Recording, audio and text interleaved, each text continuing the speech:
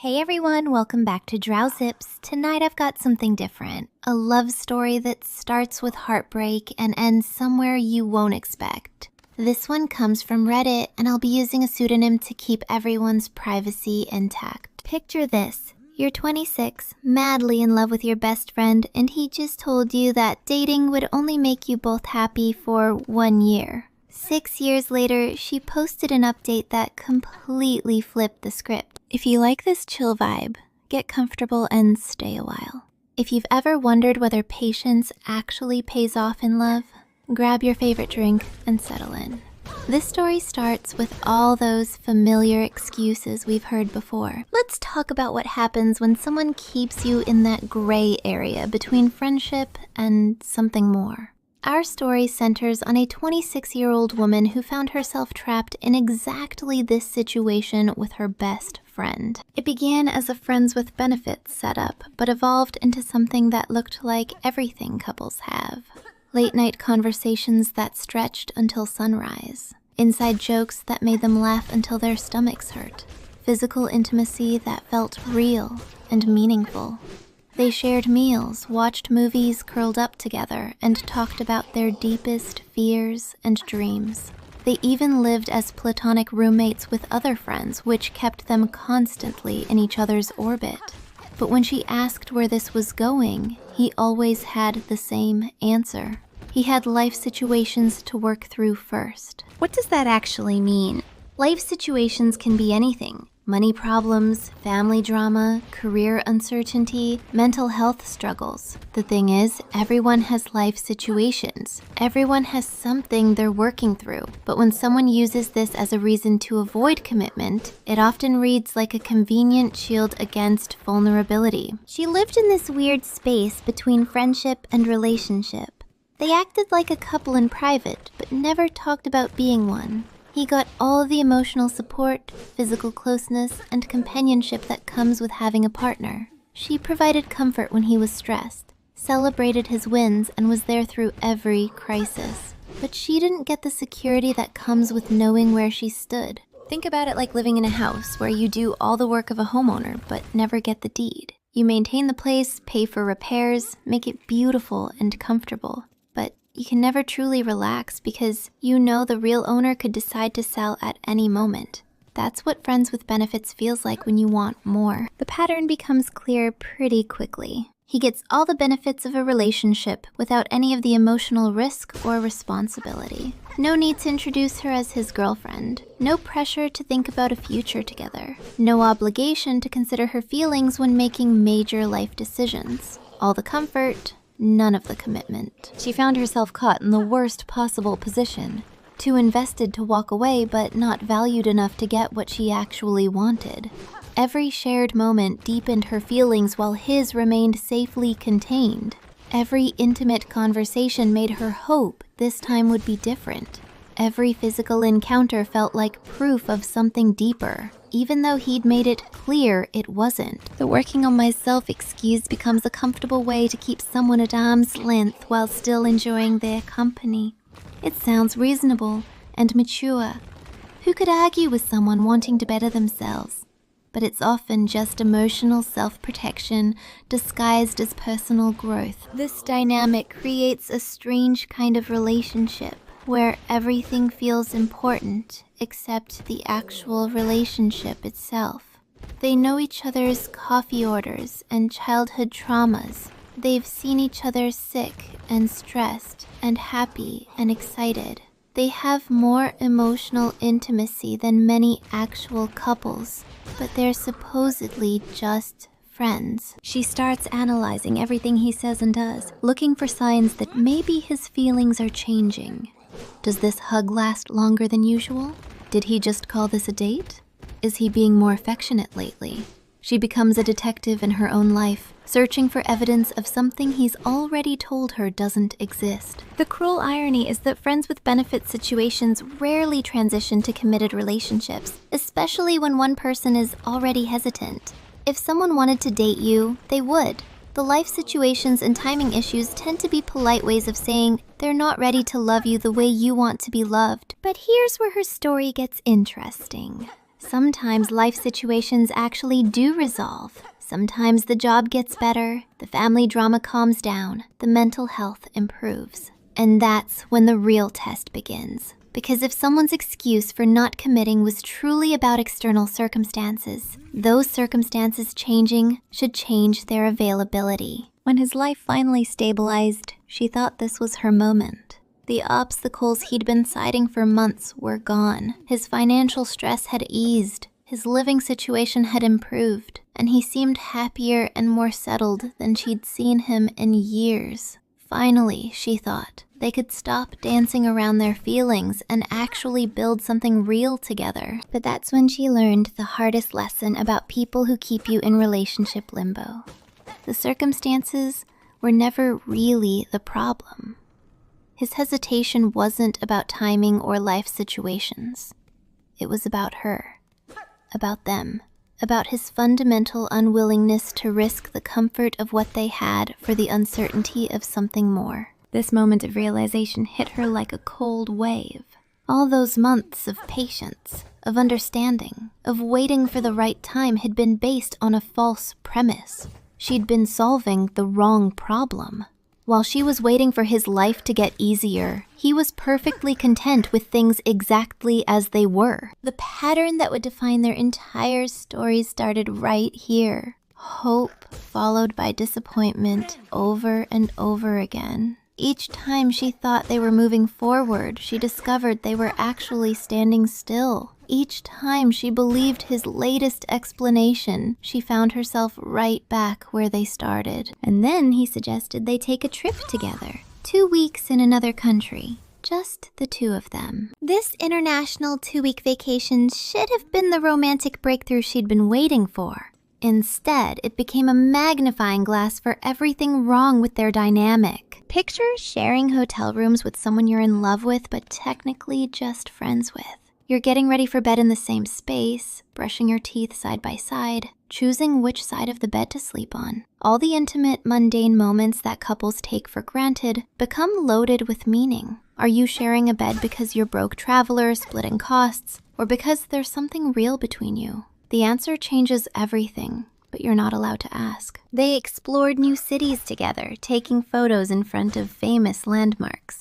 She probably looked at those pictures later and wondered what story they told. To anyone watching, they looked like a couple on vacation. They held each other close for selfies, laughed at inside jokes, shared meals and new experiences. But she knew the truth. They were performing couple activities while carefully avoiding couple commitments. The vacation created a false sense of intimacy while highlighting the emotional distance he was determined to maintain. Every beautiful sunset they watched together was undercut by her knowledge that this was temporary. Every romantic moment felt like borrowed time.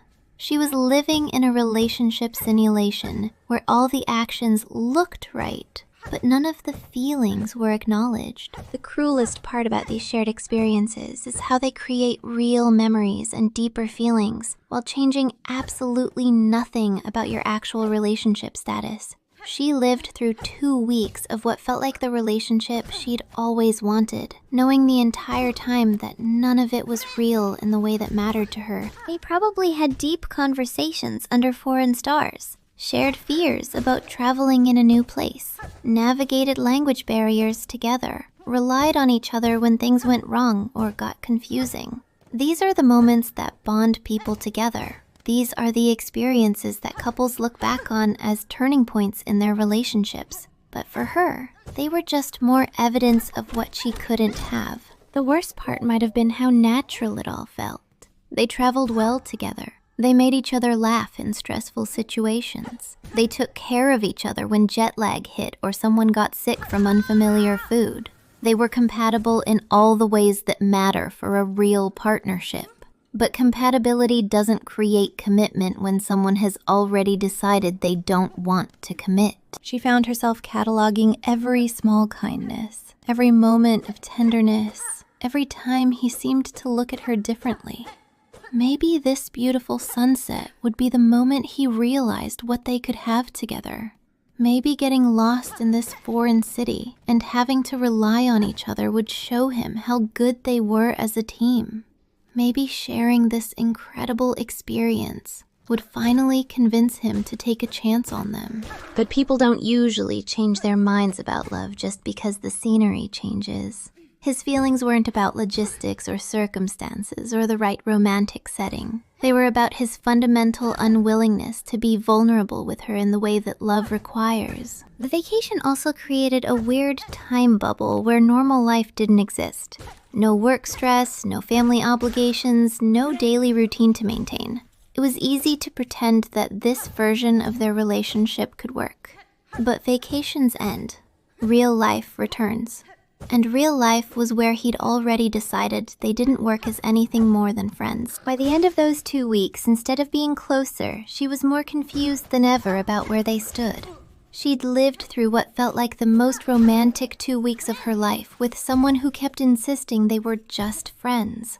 She had evidence that they worked well together, that they made each other happy, that they could build something beautiful. But she also had his clear statement that none of it changed anything. The vacation didn't change his mind about dating her. It just made her realize how deep her feelings had become while his remained safely contained.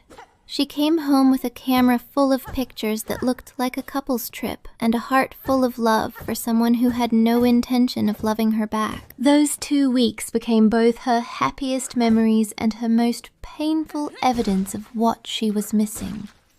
Every photo was proof of how good they could be together and how unwilling he was to try. But when they got back home and she finally asked him directly about their future, his response wasn't just rejection. It was something much more calculated and cruel. When he finally gave her his answer, it wasn't just rejection. He told her they would only be happy for a year. 1 year. Not 2, not 5, not forever. He had apparently calculated their entire romantic future and decided it wasn't worth the investment. Think about the audacity of that statement. Not only is he rejecting her, he's claiming to predict their entire future. He is positioning himself as some kind of relationship expert who can see around corners that don't even exist yet. Like he's got a crystal ball that shows him exactly how their love story would unfold and exactly when it would end. This isn't just rejection. This is preemptive sabotage. He's decided their relationship will fail and he's not even willing to try. It's like refusing to plant a garden because you're convinced it won't grow, then pointing to the empty soil as proof you were right. The 1-year timeline reveals his fear of commitment, disguised as practical wisdom about relationships. He's not saying they're incompatible. He's not saying they don't have feelings for each other. He's saying they do have something real, something that would make them happy, but it has an expiration date. Think about what 1 year means to someone who's already been waiting for years. It's not enough time to build anything real. It's not enough time to see if they could work through problems together. It's not enough time to grow into better partners for each other. It's just enough time to get attached before the inevitable heartbreak he's already scripted. By setting an expiration date, he's protecting himself from having to do the emotional work that real relationships require. This isn't objective foresight about their compatibility. This is emotional self-protection disguised as wisdom. Real love doesn't come with guarantees. Real love means risking your heart on someone who might hurt you. But if you decide up front that it's temporary, you never have to risk anything real. She's left wondering if he actually believes this prediction, or if it's just a convenient excuse to avoid vulnerability. Does he really think they're doomed, or is he just scared of finding out they might actually work? Is this his genuine assessment of their compatibility, or is this what people tell themselves when they're too afraid to try? The psychological impact is devastating. He's essentially telling her she's not worth the risk of finding out what could happen. She's not worth betting on. She's not worth the possibility of forever. She's good enough for friendship, good enough for physical intimacy, good enough for emotional support, but not good enough for the real thing. Imagine hearing that from someone you love. Imagine being told that your feelings are valid, your connection is real, but it's still not enough. That even if you could be happy together, that happiness has a built-in timer. That he's willing to let something beautiful end before it starts, because he's already convinced himself it won't last. The cruelest part is how reasonable it sounds. He's not saying she's terrible, or that they have nothing together. He's acknowledging that they could have something good, but he's wrapped his rejection in the language of wisdom and experience, like he's doing her a favor by protecting her from future heartbreak. But who gave him the right to make that choice for both of them? Who made him the judge of what their relationship could become? Love isn't a math problem you can solve in advance. It's not a business plan you can forecast with certainty. It's something you build together, day by day, choice by choice. The one-year prediction also reveals something deeper about how he sees relationships. To him, love is something that burns hot and burns out. It's not something you nurture and grow. It's not something that gets stronger with time and effort. It's just a temporary chemical reaction that fades when the novelty wears off. This worldview protects him from having to believe in anything lasting. If all relationships are temporary, then he never has to risk being the one who gets left. If happiness has an expiration date, then he never has to worry about someone else setting that date for him. He's taking control of the ending before the beginning even gets a chance. Meanwhile, she's processing what this means about how he sees her. If he thinks they'd only be happy for 1 year, what does that say about his opinion of her as a person? What does that say about his opinion of their compatibility? What does that say about his willingness to work through problems when they come up? The prediction becomes a self-fulfilling prophecy. By deciding their relationship would fail, he's ensuring it never gets a chance to succeed. By setting a timer on their happiness, he's making sure there's no reason to invest in making it last. By protecting himself from heartbreak, he's guaranteeing that heartbreak is the only possible outcome. This moment crystallizes everything wrong with their dynamic. He wants all the benefits of her love without any of the emotional investment. He wants her devotion without risking his own. He wants the comfort of connection without the vulnerability of commitment. He wants to be loved without having to love back in any way that matters. The one-year prediction becomes the breaking point that forces her to confront the reality of their situation. This isn't about timing or circumstances or life situations anymore. This is about someone who has looked at love itself and decided it's not worth the risk. Someone who would rather predict failure than work towards success. She finally understands that no amount of waiting, hoping, or patience is going to change someone who has already decided that love is temporary and commitment is pointless.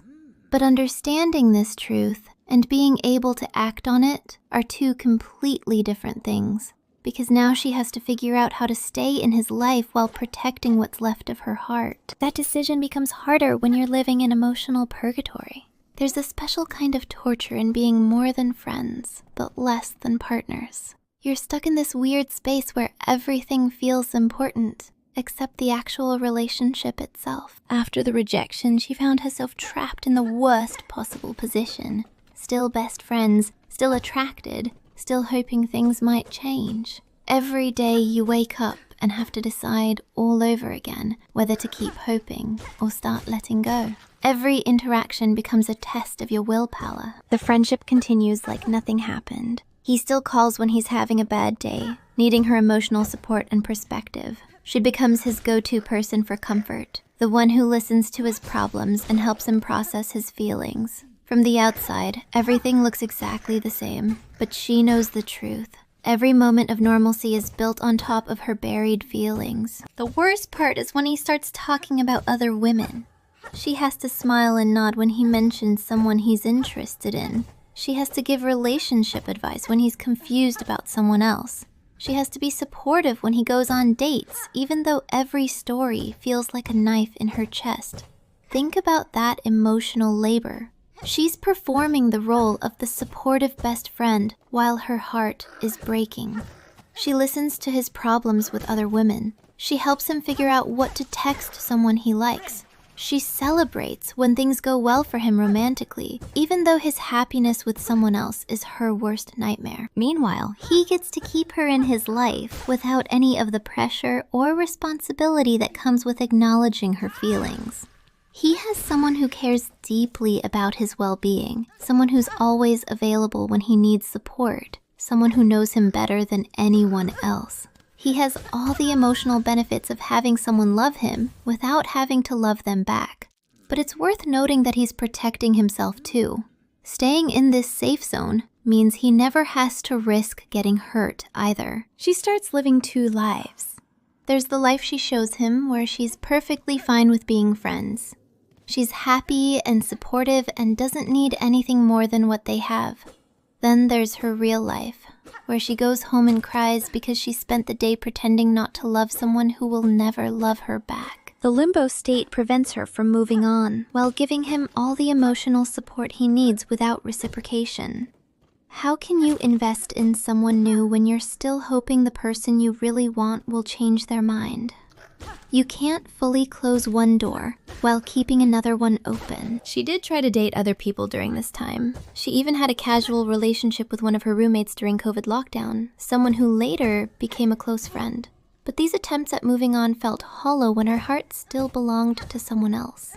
Every new connection was measured against what she had with him, and nothing quite compared to that deep familiarity and emotional intimacy. But she also can't walk away because the friendship means too much. Even if she can't have the relationship she wants, losing him entirely feels impossible. He's woven into every part of her life. He knows her better than anyone. How do you give up your best friend just because you want more? So she stays stuck, too attached to leave, not valued enough to stay.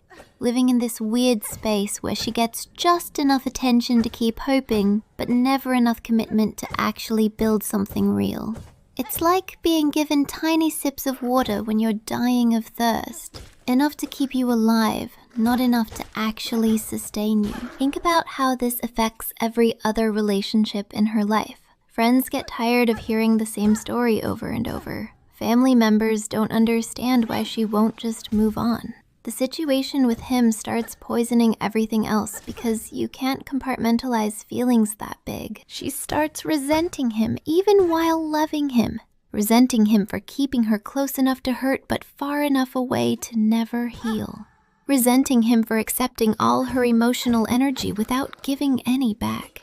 But she also resents herself for staying when she should go, for hoping when she should accept reality. For giving so much to someone who's made it clear they don't want everything she has to offer. This is where many people break. The constant hope followed by disappointment becomes unsustainable. You realize that waiting for someone to love you is actually a form of self-harm.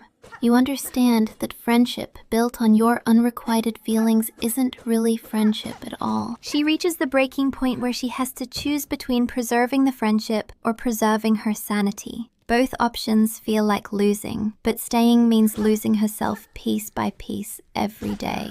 The question becomes whether she's brave enough to choose her own well-being over the comfort of keeping him close. But before she could make that choice, something else started eating away at her. Something that made the whole situation even more unbearable. Watching someone you love date other people while pretending to be their supportive friend creates its own special kind of hell. Jealousy in friendship hits different than jealousy in relationships. When you're actually dating someone, you have the right to feel possessive when they flirt with other people. You can have conversations about boundaries and expectations. But when you're just friends, you have no claim on their romantic attention. The feelings don't care about logic, though. She found herself in this exact torture chamber every time he brought up other women. He'd mention going to coffee with a coworker and she'd have to act interested and supportive. He'd show her a funny text from someone he met at a party and she'd have to laugh along.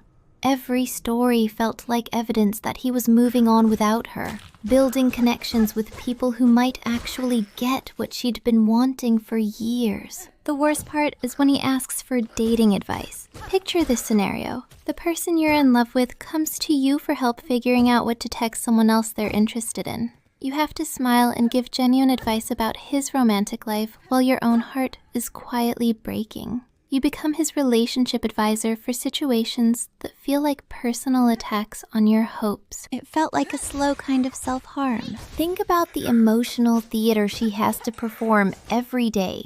She acts happy when he's excited about someone new. She celebrates his romantic successes while manufacturing enthusiasm for situations that make her want to disappear. She's become an expert at making supportive faces while dying inside. Every woman he mentions becomes a threat in her mind. The coworker who makes him laugh becomes someone she analyzes and competes with mentally. The woman at the gym who smiled at him becomes evidence that he's available to everyone except her. Every social interaction becomes potential proof that he's moving on while she remains stuck. She starts obsessing over details that shouldn't matter to a friend. Why did he mention that woman's name twice? Why did he seem so happy when he got that text? Why is he suddenly caring more about his appearance when he goes out? Every small change in his behavior gets filtered through her jealousy and hope. The jealousy becomes a constant companion that follows her everywhere. It's there when she wakes up, wondering who he might meet today. It's there when she checks his social media, looking for clues about his romantic life. It's there when she goes to sleep, hoping he's not thinking about someone else. She can't express these feelings without risking the friendship entirely. Jealousy reveals the true nature of her feelings, and those feelings are supposed to be buried. If she gets upset when he talks about other women, she's crossed the line from friend to something else. She's broken their unspoken agreement that she's fine with just being friends. The analytical part of her brain goes into overdrive. She starts looking for signs that maybe his feelings are changing. Maybe this time will be different. When he compliments her outfit, she wonders if he's starting to see her differently. When he calls her instead of texting, she reads meaning into the choice. When he seems less interested in talking about other women, she hopes it means something. But the jealousy also makes her hypersensitive to signs that he's moving away from her. If he doesn't text back as quickly as usual, she assumes he's talking to someone else. If he seems distracted during their conversations, she wonders who he's thinking about. If he cancels plans, she imagines him going on dates instead. She becomes like a detective in her own friendship, searching for evidence of his romantic life while pretending not to care. She notices when he's happier than usual, when he's checking his phone more often, when he mentions new places he's been. Every clue gets filed away and analyzed for what it might mean about her chances. Think about what this does to your sense of self-worth. When someone you love keeps choosing other people over you, it felt like it was hard for her not to take it personally. She starts wondering what all these other women have that she doesn't. What makes them worth pursuing when she's not even worth considering? The emotional exhaustion becomes overwhelming. Living with constant jealousy while pretending to be a supportive friend is like carrying a heavy weight that no one else can see. She's performing emotional labor that's actively hurting her, but she can't stop, because stopping would mean losing him entirely. This poison starts affecting her other relationships too. Friends get tired of hearing her analyze every interaction she has with him. They stop inviting her places because she might bring him up again. They start avoiding conversations about dating because everything somehow circles back to her situation with him. The jealousy felt like it was showing her that she can't sustain this dynamic indefinitely. Every new woman he mentions, every story about potential romantic connections, every time she has to smile and be supportive while dying inside, proves that nothing has changed. She's still stuck in the same position she's been in for years. It felt like a slow form of self-destruction disguised as loyalty. This emotional torture becomes the catalyst that pushes her toward a breaking point. She realizes that staying friends while hoping for more isn't friendship at all. The constant hope followed by disappointment, the jealousy eating away at her peace of mind, the exhaustion of pretending to be fine when she's falling apart. Something has to give. She can't keep living like this, but she also can't imagine her life without him in it. The jealousy has forced her to confront an impossible reality. She has to choose between two different kinds of pain. The weight of staying versus leaving sits heavy on her chest, but she has to make a choice between two different kinds of suffering. Sometimes the hardest decisions aren't between good and bad. They're between two forms of pain. Do you risk everything for love or accept a friendship that's slowly killing you? This is where her story reaches its breaking point. She reaches the crossroads that defines her entire story.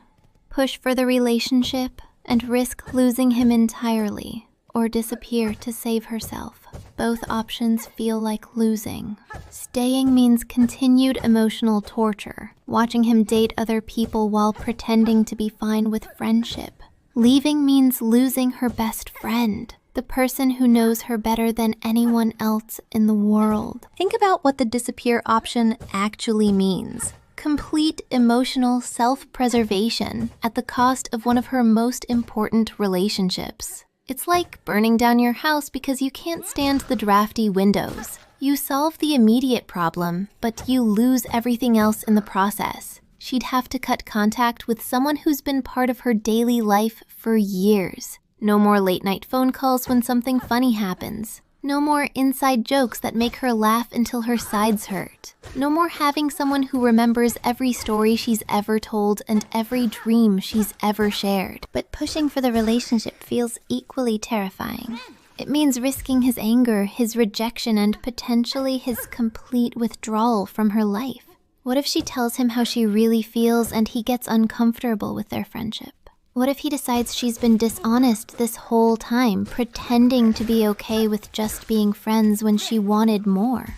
What if he feels manipulated or betrayed? She's weighing years of friendship against the possibility of something more, knowing that the wrong choice could destroy everything. Remember, she'd already chosen to remain friends for years after his rejection, accepting his boundaries and trying to make peace with what they had. That history makes this decision even heavier. The decision becomes even harder because she knows how much he values their friendship. Is she being selfish by wanting more? Is she being unfair to him by not accepting what he's already told her about his feelings? He's been clear about his boundaries. He's explained why he thinks dating would be a mistake. By pushing for more, is she disrespecting his right to make his own choices about love? Think about the guilt that comes with that realization. She starts wondering if she's the villain in this story. Maybe she's the one who's been dishonest by staying friends while harboring romantic feelings.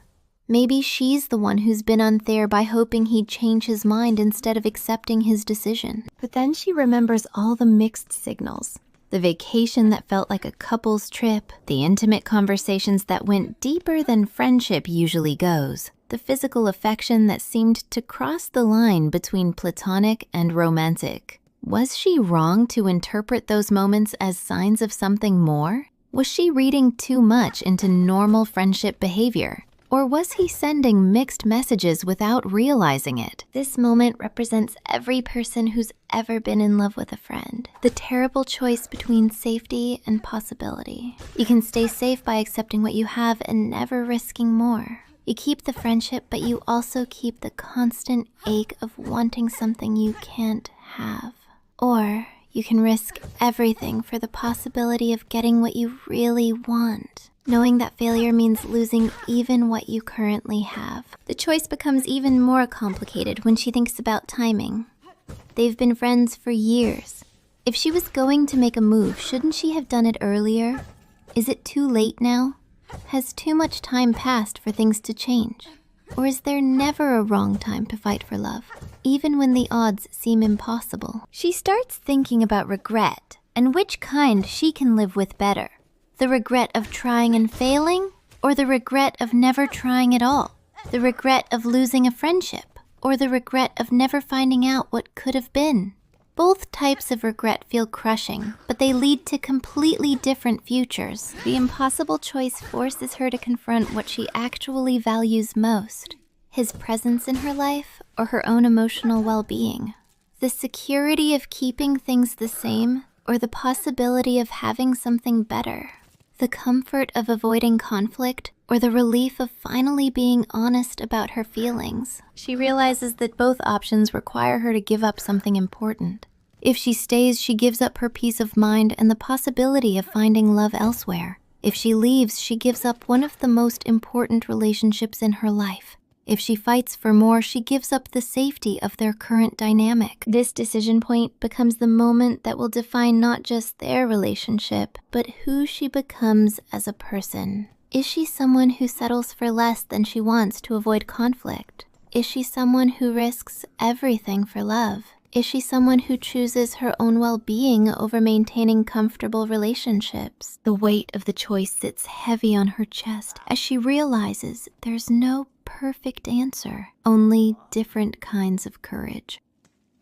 She's been wrestling with this impossible decision for months, maybe years, when life decided to make the choice for her in the most unexpected way possible. A phone call changed everything. Not the kind that brings good news, but the kind that makes your heart stop for a moment before you remember how to breathe again. 6 years had passed since that impossible choice moment. 6 years of her trying to move on, him living his life, both of them pretending their story was over. Then life threw them a curveball that put everything into perspective. A health scare that made all their relationship games seem suddenly trivial. Picture getting that phone call, the one where someone you love tells you they might be seriously sick. Your heart drops into your stomach, and suddenly all the reasons you've been staying away from each other seem incredibly stupid. All the careful, emotional walls you've both built start crumbling because none of that matters when someone might not be here anymore. The health scare ended up not being anything major, but the fear was real enough to cut through years of emotional noise. Nothing clarifies priorities like the possibility of losing someone permanently. Not through choice, but through circumstances completely beyond your control. When you think someone might die, you stop caring about protecting your feelings. You stop worrying about looking desperate or needy. You just want them to be okay. The crisis forced them both to confront what they'd been avoiding for years, their genuine feelings for each other. All the love they'd been pretending didn't exist suddenly became impossible to ignore. When you might lose someone forever, pretending you don't care about them becomes a luxury you can't afford. Think about what this does to your brain. 6 years of careful distance, of building separate lives, of convincing yourself you've moved on. Then suddenly you're faced with the reality that this person who shaped so much of your heart might not be in the world anymore. All that progress you thought you'd made disappears in an instant. She probably spent those first few days after hearing the news unable to think about anything else. Work became impossible to focus on. Sleep became elusive. Every normal activity felt meaningless when someone she loved was facing something potentially life-threatening. The health scare created an urgency that their comfortable limbo couldn't survive. Meanwhile, he was probably doing his own emotional inventory. When you're scared about your health, you think about the people who matter most to you. You think about unfinished business, unspoken words, relationships you've let fade because of fear or pride. You realize how much time you've wasted protecting yourself from feelings that might be the most real thing about you. The crisis demanded immediate honesty from both of them.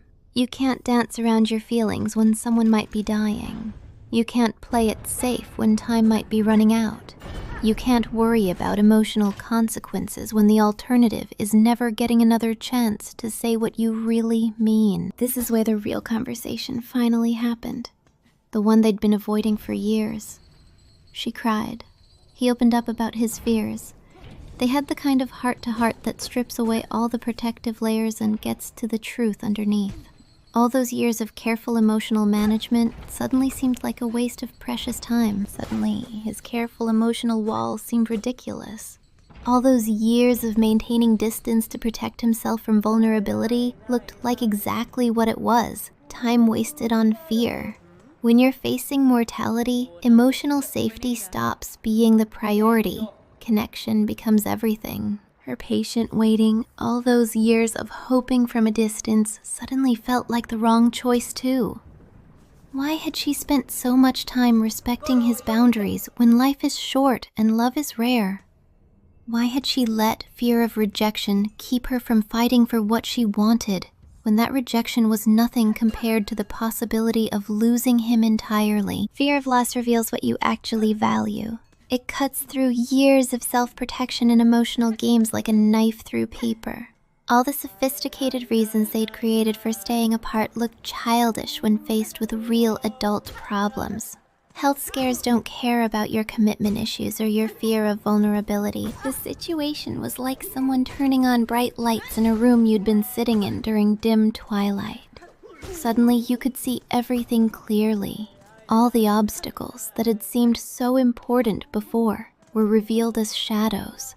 All the reasons for staying apart were exposed as excuses. They both realized they'd been playing small-stakes emotional games while ignoring the bigger picture. He'd been so worried about a relationship failing that he'd never considered what success might look like. She'd been so focused on respecting his choices that she'd forgotten to advocate for her own needs. The health crisis became a catalyst that neither of them could ignore or rationalize away.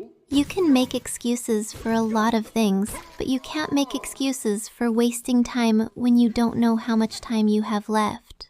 You can't justify emotional cowardice when real courage is required for much bigger things. The crisis forced them to acknowledge that their connection had never actually disappeared. It had just been buried under years of fear and pride and bad timing. But when you strip away all the protective layers, the core feelings were still there. Still strong, still real, still worth fighting for. This moment of clarity became the foundation for everything that followed. They decided to try dating, but not the way they'd approached it before. They weren't going to jump back into their old patterns and hope for different results. They were going to do something neither of them had ever considered before. Sometimes it takes almost losing something to realize how much you actually want to keep it. But wanting something and being able to sustain it are two completely different challenges. They made a choice that most people skip entirely. Instead of rushing back into the same patterns that had failed them before, they decided to do the work first. Here's something most people don't expect. Sometimes the best relationships are built on the ashes of the worst ones. But it takes more than good intentions to rebuild something that's been broken for years. It takes therapy, better boundaries, and learning how to actually communicate. Think about how rare that decision is. Most people who get a second chance at love jump straight back into the same dynamics that broke them the first time. They hope that wanting it more this time will somehow make it work. But wanting someone isn't enough if you don't know how to love them properly. They both committed to individual therapy first, not couples counseling where you try to fix the relationship. Individual work where you figure out why you keep making the same mistakes over and over again. The kind of therapy that forces you to look at your own behavior patterns and admit where you've been wrong. He had to confront his commitment phobia with brutal honesty. Not just the surface level fear of relationships, but the deep roots of why he'd rather predict failure than risk success. What experiences taught him that vulnerability was dangerous? Why was he more comfortable disappointing someone than potentially being disappointed himself? She had to examine her willingness to accept crumbs instead of asking for the whole meal. Why had she been so comfortable making herself smaller to fit into his comfort zone? Why had she spent years hoping someone would choose her instead of demanding to be chosen? What made her believe she wasn't worth fighting for from the beginning? The therapeutic process wasn't a magic fix. It was hard, deliberate work that required admitting they'd both contributed to years of dysfunction. Therapy doesn't let you hide behind comfortable lies about timing or circumstances. It forces you to take responsibility for the ways you've created your own misery. They learn to communicate openly instead of through hints and implications. No more expecting the other person to decode hidden meanings in casual conversations. No more dropping subtle clues and getting upset when they weren't picked up. They practiced saying exactly what they meant, even when it felt scary or uncomfortable. They learned to set boundaries instead of accepting whatever was offered. He learned to be honest about his capacity for intimacy instead of stringing someone along while he figured it out. She learned to ask for what she wanted instead of hoping someone would guess correctly. Both of them learned that boundaries aren't walls that keep people out. They're guidelines that help people love you better. The work revealed that their original problems weren't about timing or circumstances. They were about emotional maturity and communication skills. All those external factors they'd blamed for their failed connection were just convenient excuses for their inability to be vulnerable with each other. Think about what it means to completely rebuild your approach to relationships as an adult. You have to unlearn defensive behaviors that have protected you for years. You have to practice new ways of speaking that feel foreign at first. You have to trust that vulnerability will create connection instead of just making you a target for hurt. He learned to notice when his fear was making decisions for him and pause long enough to make conscious choices. She learned to recognize when she was shrinking herself to avoid conflict and practice taking up space instead. They both learned that love is a skill set, not just a feeling. The foundation they built in therapy became stronger than anything they'd had during their original attempts at connection. Their first try was built on hope and attraction and shared history. This time would be built on conscious choice, developed skills, and genuine self-awareness. After months of individual work, they made another practical change that showed they were serious about doing things differently. They moved out of the group house situation that had complicated their early dynamic and got a condo together. No more living with roommates who had opinions about their relationship. No more navigating other people's drama while trying to figure out their own feelings. The move represented more than just a change of address. It was a commitment to letting their relationship develop at its own pace, without external pressures or complications. They were creating space for something new to grow.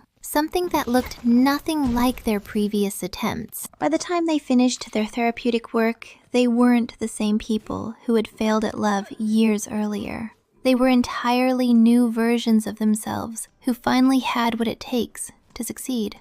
They'd learned that sustainable love requires more than just caring about someone.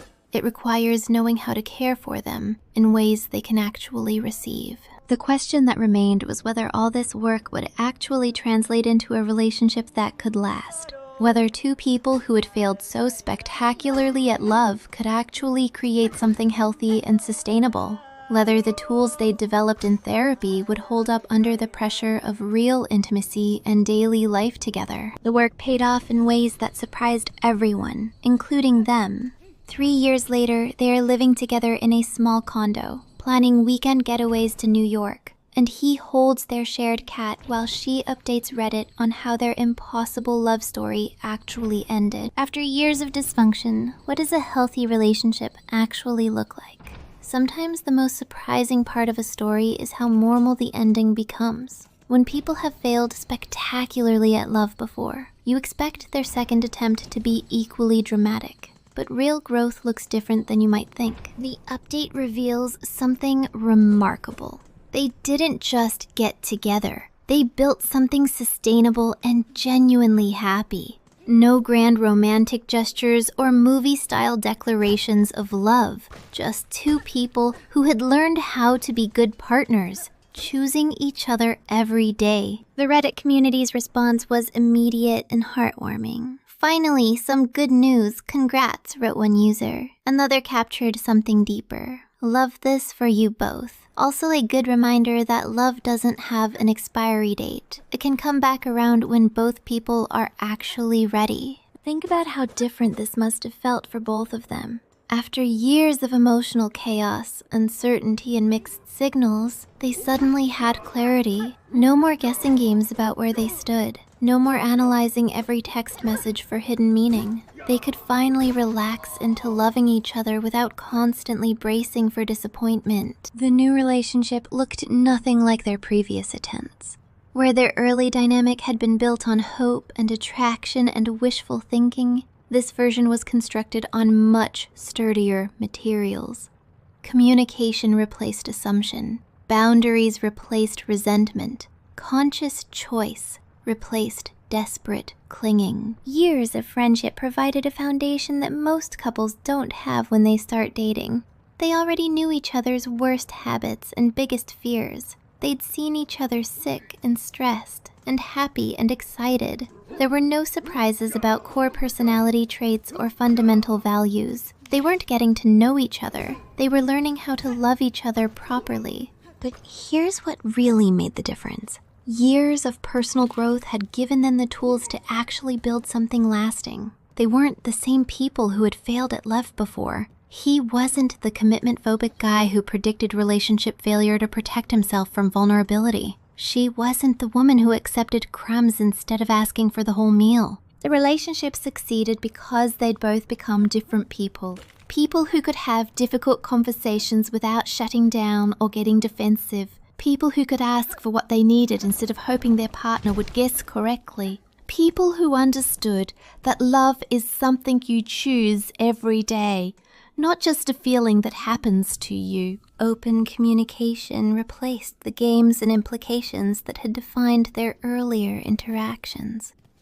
When something bothered them, they talked about it directly, instead of dropping hints and getting upset when those hints weren't picked up. When they needed space, they asked for it instead of creating distance through conflict. Their new dynamic looked almost boring compared to their previous drama. No more late-night crying sessions wondering where they stood. No more analyzing every interaction for signs that feelings were changing. Just two people who had decided to build something together and were doing the daily work that requires. They learned to navigate normal relationship challenges like adults, instead of like people who expected love to be effortlessly perfect. Money stress, work problems, family drama, health issues. All the regular stuff that tests every couple.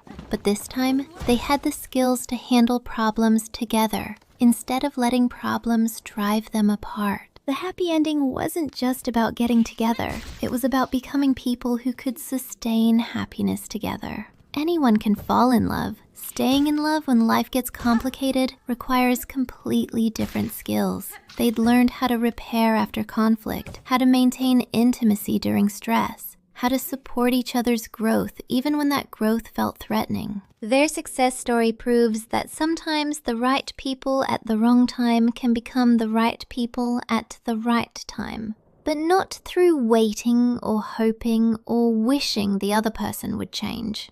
Through both people doing the hard work of becoming worthy of the love they wanted to receive. The relationship worked because it was built on choice instead of need. They didn't get together because they were lonely or desperate or afraid of being alone. They chose each other from a place of wholeness, not from a place of lacking something essential. After all those years of complicated feelings and missed connections and impossible choices, their love story ended exactly like the best love stories do. With two people who wake up every day and decide they want to keep loving each other well. But their story resonates with so many people for reasons that go beyond just one couple's happy ending. This story offers something different than most love stories you hear. In a world of instant gratification and quick fixes, here's evidence that maybe, just maybe, some things are worth waiting for. But not in the way you think. The Reddit community's response to her update reveals something beautiful. People desperately want to believe that love can work out, even against impossible odds. The comment section lit up with people sharing their own complicated love stories, their own years of waiting, their own moments of wondering if they should give up or keep hoping. Everyone wanted to know the secret formula that made this work when so many similar stories end in heartbreak. But here's where most people miss the point. This isn't really a story about waiting for someone to change their mind. It's about two people growing into versions of themselves who could actually love each other properly. The patience that paid off wasn't passive waiting. It wasn't her sitting by the phone hoping he'd call. It wasn't him eventually realizing what he'd lost and coming back with flowers. The patience that mattered was active personal development, therapy, and becoming better humans. Think about what that actually means. While she was learning to set boundaries and ask for what she needed, he was learning to face his fear of commitment instead of hiding behind predictions of failure. While he was developing the capacity for vulnerability, she was developing the strength to walk away from situations that didn't serve her. Their story gives hope not because he eventually came around to her way of thinking. It gives hope because they both did the work to become relationship ready. They didn't just wait for circumstances to change. They changed themselves into people who could handle the kind of love they both wanted. Picture the difference between those two approaches. Passive waiting looks like checking your phone constantly, analyzing every interaction for signs of changing feelings, staying stuck in the same patterns while hoping for different results. Active growth looks like going to therapy, learning new communication skills, developing emotional intelligence, becoming someone worthy of the love you want to receive. The happy ending validates everyone who's ever wondered if their complicated love story might have a different conclusion. But it's not validating the fantasy that someone will magically realize your worth without you having to change anything about yourself. It's validating the much harder truth that sometimes the right people meet at the wrong time, but people can work to make the timing right. One commenter captured this perfectly. Love doesn't have an expiry date. It can come back around when both people are actually ready. That readiness isn't something that just happens with time. It's something you build through conscious effort and personal growth. Comments on her update celebrate not just their reunion, but the proof that people can grow, change, and create something better than what they had before. Readers weren't just excited that they got together. They were inspired by evidence that personal growth actually works, that therapy makes a difference, that people can break destructive patterns and build healthy relationships from the ashes of dysfunctional ones. The story resonates because it shows that sometimes the timing really is wrong, but timing isn't some mystical force beyond human control. Timing is often just emotional readiness in disguise. When people say the timing is wrong, they usually mean they're not ready to do the work that love requires. They're not ready to be vulnerable, to compromise, to put someone else's needs alongside their own. But timing can change when people change. The timing was wrong 6 years ago because they were both emotionally immature people trying to have an adult relationship.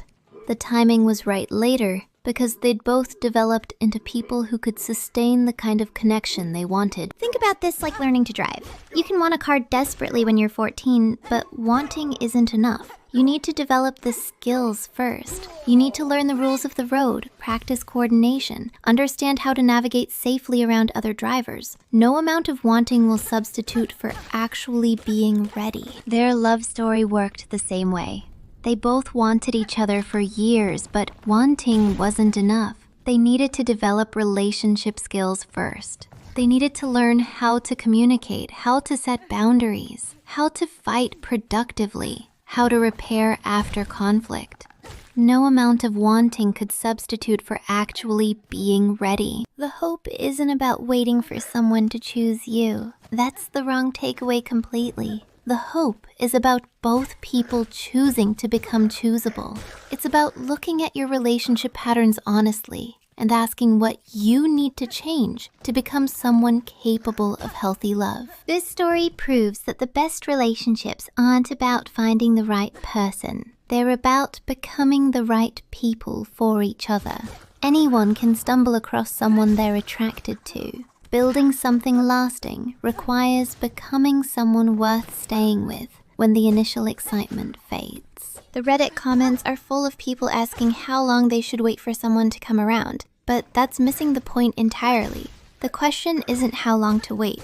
The question is what you're doing while you're waiting. Are you growing or are you stagnating? Are you becoming a better partner or are you staying stuck in the same patterns that didn't work before? Her story isn't about the magic of patience. It's about the power of personal transformation. It's about two people who cared enough about each other to become worthy of each other's love.